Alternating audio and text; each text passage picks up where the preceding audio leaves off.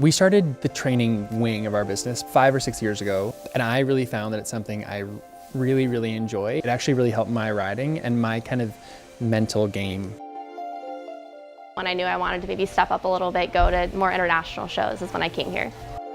We provide the opportunity of our clients to get a whole well-rounded education of show jumping and their horses in general, but also do it at a high level. You know, we are trying to travel to the best shows in the world, do this at the highest level possible for my own riding, and bring our clients along with us. I've always loved it, but when I moved here is really when it became a passion, because when you're seeing these high-level riders and all of the thought that goes into it, and I love going and watching Quentin and McLean. I love watching them train. I love just sitting there and listening. I think that's something that can kind of set us apart. They're not just at a training barn with a lot of lessons every day. They're seeing somebody who's really trying to do at the top of the sport through training, conditioning their horses, gymnastics, nutrition, trying to find the way to get to the top as an individual. Quentin is really great at really individualizing every program. I need that individual attention because I'm a perfectionist.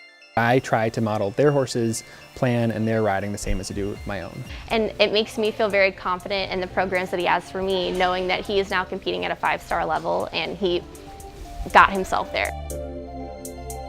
And there's more juniors, young amateurs that want to push themselves to go beyond just the junior ranks. Going to WEF, Spruce Meadows, traveling to Europe. At a certain point in your riding, that's very important to do, and we try to do it in a way where it's as affordable as we can make it. It's really cool to be exposed to this many incredible riders and be able to sort of take everything in. My goal with training someone is when you get to a certain height and a certain level of competency, you're teaching them, in my mind, how to become a little professional themselves, a real horse person.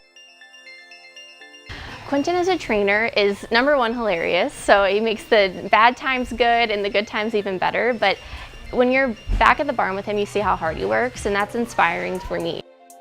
Examples, last week we only had 1 groom and we had 4 horses at Angelstone. He went every morning at 6 a.m. to help muck the stalls, do all that stuff. He puts the hard work in the spots where he, like, not just on the horse, but off the horse as well. Focus on simple tasks and position first and not this being so concentrated on results. Quentin does a really good job of teaching me something and letting me work it out on my own. And that's what I really liked training someone like Caitlin, because she started to understand that more and more. She was jumping the low juniors. She wouldn't hate me saying that super successfully when she came, and last year she jumped the U25, meter 45 in the main ring in Spruce Meadows, which is a big accomplishment for anybody. The first time I ever went and walked a course with him was the best thing in the world, because he explained every little detail of how a jump could possibly come up and what I should do if it did. And as I was going around the course, I was like, oh my gosh, this is actually happening how he says it's gonna happen, and I know how to fix it. So that's how he does a really good job of explaining on the front end. Then you gain confidence of your own decision making. We'll practice a warm-up. We'll start with a vertical and do an oxer. We make it wider for this reason, or ramp for this reason for this horse. So if I'm not there, they have a formula to kind of put into plan. That makes us all really confident going into the ring because we know how to adjust because we've already done that at home. It's important for people to be able to know they're trained well, they're prepared, the horse is prepared well, and go in the ring and just try to ride. What, is that weird? No. I shouldn't talk about that. Okay. I shouldn't talk about that. I was gonna We'll say, cut that like, out. yeah, I don't know. We'll cut that out. Just talk about positive stuff.